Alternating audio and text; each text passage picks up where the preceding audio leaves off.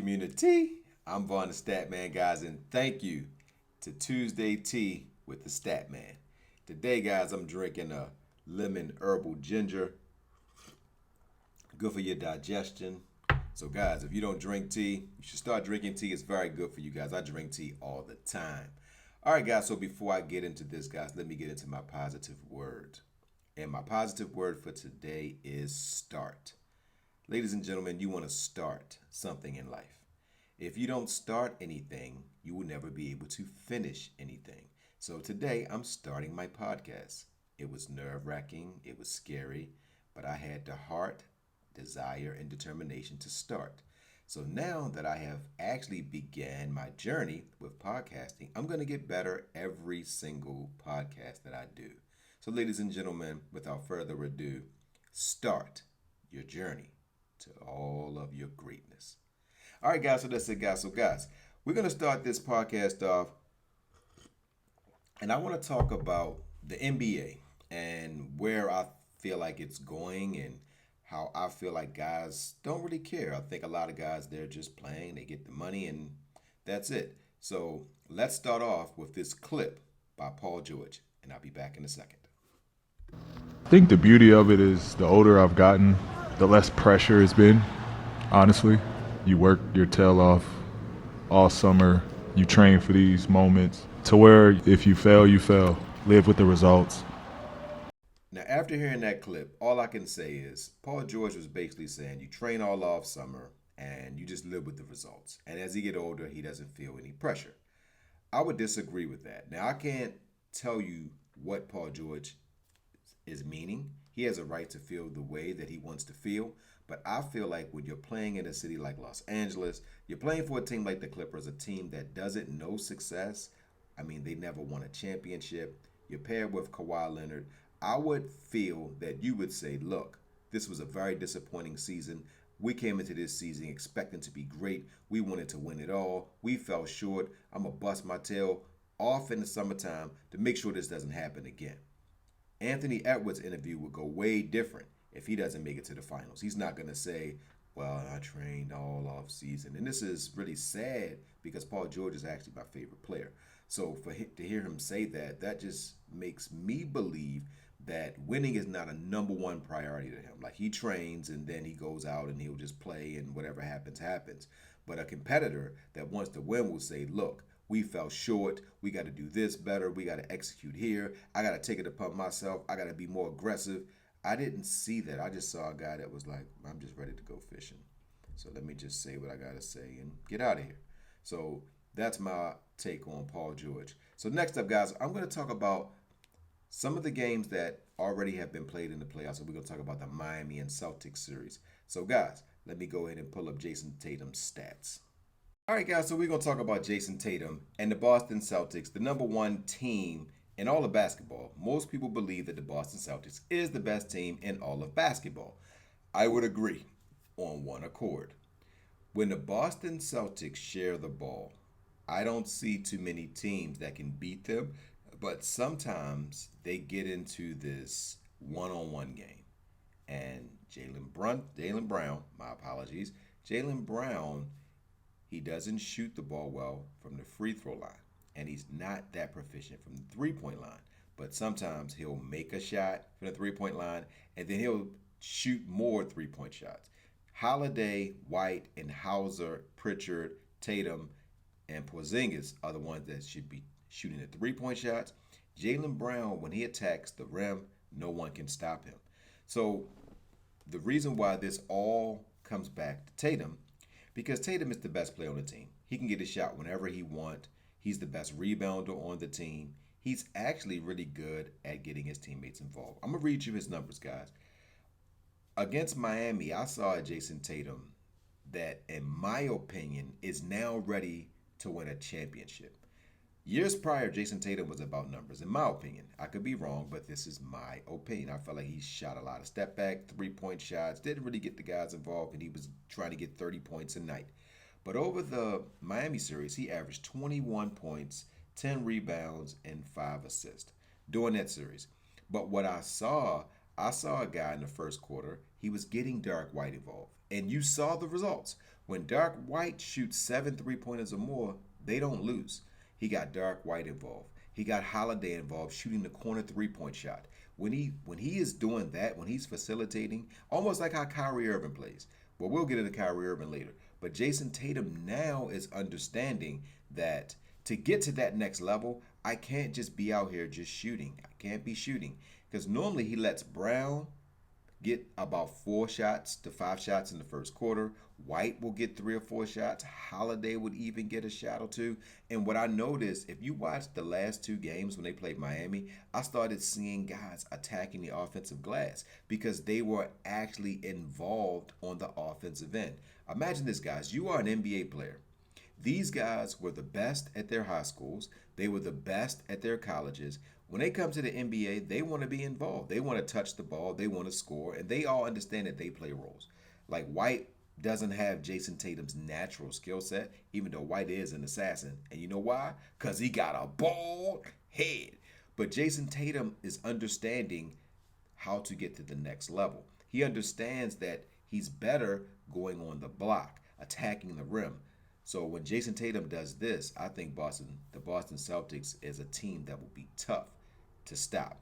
Now, they're going to be playing Cleveland. Since they already beat Miami, they're going to play Cleveland.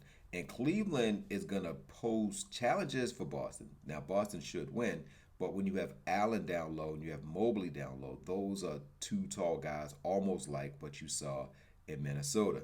And they are extremely long. Then you have Strus, who's 6'5". Now he's playing the three, so he'll be able to guard Brown. And then you'll have Mitchell and Garland, who are absolutely lightning fast. And Donovan Mitchell averages 30-plus points a game against this team, and Garland averages 20 points. So if them two guys get their numbers, and Allen can get you 15, and Mobley can get you 14, let's say Strus get you 10, LeVert come off the bench with 10, and Okoro can come off the bench and get 8. So now you talking about a game that's going to be close. But if Jason Tatum facilitates and gets everybody involved, I believe that the Boston Celtics could win that series in 6. All right, guys. So next up, guys, we're going to talk about the Minnesota Timberwolves and their dominating performance over the Denver Nuggets. Ready to take their punch. And I always tell the team, like when we huddle up and Finchy say, we got to be ready to take their punch, I say, we're going to punch too. Shit. I mean, they're not the only one punching in the fight. So, I mean, yeah, just like that. They're not the only one that's going to come out punching. I don't give a damn if we go up 3-0 for the game 4, we're going to come out punching too. So they got to be ready. Yeah, so you heard that clip, right? That's a clip of a guy who wants to take your soul. He said, oh no, we're not going to just sit back and let them punch us. We're going to also punch them as well. The reporter asked him, were you shocked that Denver didn't punch you in the mouth? And he was like, yeah, they came out and they're going to do their punch, but I tell the guys all the time that we're going to punch back as well. So Anthony Edwards, that's how a competitor talks. So if they would have asked him how he feels about losing in the first round, he would have came out and been like, oh man, I trained all off season. He'd have been like, man, this is disappointing. I wanted to dominate these guys. But wait till next season. When I come out here, they better be ready because I'm coming. That's what a competitor says.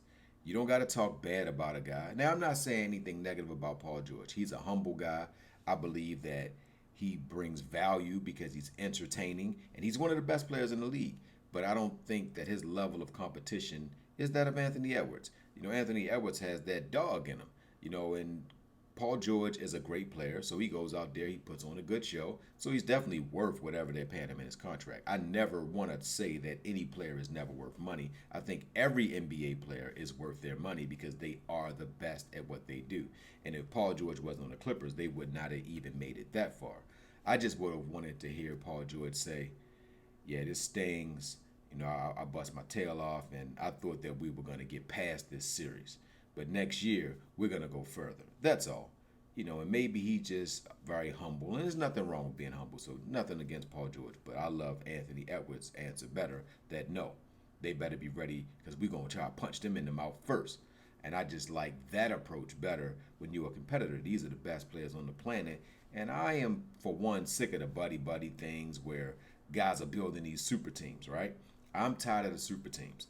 And I am so glad that most of the super team builders are out of here. You saw that Brooklyn, they didn't do anything. The Clippers, they all tried to team up, they didn't do anything. The Phoenix Suns went and got Durant and they went and got Bill and they didn't do anything. So, guys, I just want to lead into my next segment. I'm going to talk about the young teams who actually built through the draft and maybe got a piece here and there on their run to trying to win a championship. So now let's talk about the teams that like to build through the draft or teams that get players who were deemed to be failures and then they come to a new organization and become great. See, there's a difference between the great players talking in the offseason and they select the team and they try to join up and win a championship, like what Brooklyn did when Kyrie, Durant, and Harden. I didn't really like that. But if you look at a team like OKC, they are, to me, OKC is the best drafting team in the entire NBA. They drafted Durant, Westbrook, Harden. Now they got the boy Williams, they got Giddy, they got Holmgren. They drafted Dort. And then they brought in a player that was in his first or second year in Shai Gilgeous-Alexander, and they let the young guys gel. Houston is doing the same thing. They drafted their two young stars, and they got Green and they got Smith. And they went out and got a veteran in Van Vliet, and they also drafted Sagoon. So they are also coming.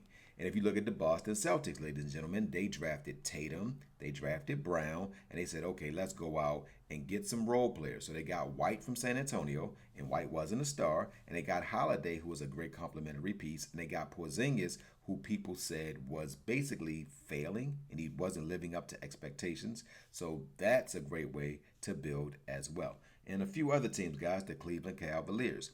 They drafted Mobley, they drafted Garland. Mitchell was said that he couldn't lead a team, so they picked up Mitchell and they got Jared Allen. When they got Jared Allen from Brooklyn, he wasn't known to be no dominant guy. And they got LeVert, and it was all young guys, and they built that way. Now they're letting these guys grow, and you're seeing the results. Also, look at the Orlando Magic. They drafted Bonchero, they drafted Suggs, and they drafted Wagner. And I know Wagner had a disappointing game 7, but he's young, guys. But he did well in game 6. He did well in game 5. So he's going to get better, and Bonchero is a bona fide stud. So I hope these young guys stay together and they maybe add another piece here or there, but that team is set to be able to compete. Look at the Denver Nuggets. They drafted Jamal Murray. They drafted Jokic. They drafted Porter. They went and got Gordon from the Orlando Magic, and they got Pope from the Lakers, and now they have a complete team. So, guys, Minnesota, same thing. They drafted Anthony Edwards. They drafted Karl Anthony Towns. They got Gobert, and everyone said you can't win with Gobert. So it wasn't like they went out and got Anthony Davis. And they got a veteran point guard in Mike Conley. You can look at the Knicks. The Knicks said, we're going to get a team, and we're going to build around a bunch of scrappy guys, right? They went out and got Randall. He got hurt. They went out and got Hart, and Hart was not a star. They got Brunson, who was second fiddle to Luka Doncic. He wasn't a star at the time. They got DiVincenzo, who Milwaukee didn't really think much of, and they built this nucleus. They went out and got Anunoby from Toronto. So, guys, I love to see teams that build in the draft, or they get guys that weren't really getting it done with other teams, and they let them build and they let them grow. The same with Indiana. If you look at the Pacers, they drafted their young kid who got hurt. Mathurin, he got hurt. They got Nembhard, and then they traded Halliburton. They traded their draft pick and Sabonis for Halliburton, and that was a good trade, young guys, and now that team is starting to grow. They got Siakam, a player who people said wasn't living up to expectations, and they are young and they are gelling as well. And then look at the Denver, and if you look at another team that is also building through the draft and picking up a player that people said wasn't really living up to expectations is the Dallas Mavericks. They drafted the young kid Lively. They got Luka Doncic, and Kyrie Irving was like outcast in Brooklyn. They said he was a cancer, that he destroyed the Boston franchise. They said he didn't do well in Brooklyn, and he came there and they opened their arms and they paired him with Luka and Lively, and then they got other picks. They went and got Gafford, another guy who was just a good piece, and now they have a good young nucleus who's going to be able to compete for years to come. So, guys, in the NBA, you don't have to go and talk to your friends, and that's why I love Anthony Edwards. I love guys like him. I love guys like Jamal Murray. He's like, no, we're gonna kick y'all butt. And another team is the Milwaukee Bucks. You saw Giannis. He was drafted, and he said, I don't want to work out with none of you guys. If you're not on my team, I'm not trying to work out with you. Middleton was a draft day trade, and they picked up guys that other teams weren't really checking for. They picked up Bobby Portis. He's developed into probably one of the best six men in the NBA. Lopez went from this offensive juggernaut to like the number one shot blocker at the center position. So, guys, I love when guys are loyal to the teams that drafted them, and then they have role players come in and they build a winning culture. All right, guys, so we're going to end this with my projections on how I feel these NBA playoffs will pan out. So let's get into that, and then we'll end the podcast. All right, Cleveland goes to Boston. I see Boston in 6. The last 3 games in the playoffs, guys, you got the Knicks that are up 1-0 on the Indianapolis Pacers. And the Indiana Pacers, guys, I want to say this. I think that they're a tough team. Siakam missed a bunch of shots. They had a very questionable call. Nimhart had some very good looks. I think this is going to be a tough series, but I still think the Knicks win in 7. Next, you got Minnesota, who is just dominating Denver. I don't think Denver matches up well with them. I think the size, and Denver's injured, and Denver doesn't have a bench. When Naz Reid comes into the game, there's no answer. They got Slow-Mo now. He's playing at a phenomenal level, and Anthony Edwards is the best player in this series from what I'm seeing. Jokic is the MVP, but Towns is giving him fits. Gobert's giving him fits, and they won a game without Towns, so I see this being a sweep. Then you got Kyrie Irving and Luka Doncic going to face Shai Gilgeous-Alexander, Giddey Dort, and the rest of the crew, and also Hungram. Got to give him his credit. This is a game that I'm really on the fence with, guys. I think that this is a game of 2 competitive teams. I like the experience from Doncic and Irving, and I think they have a shot to win. So this one, I can't really call this. This is a 50-50 game. I believe both teams can win, but if I had to make a prediction, I'm going to say I think Luka Doncic and Kyrie Irving actually pulls this out in 7 games. So that's it, guys. So, guys, thanks for watching the first episode of Tuesday Tea with the Statman.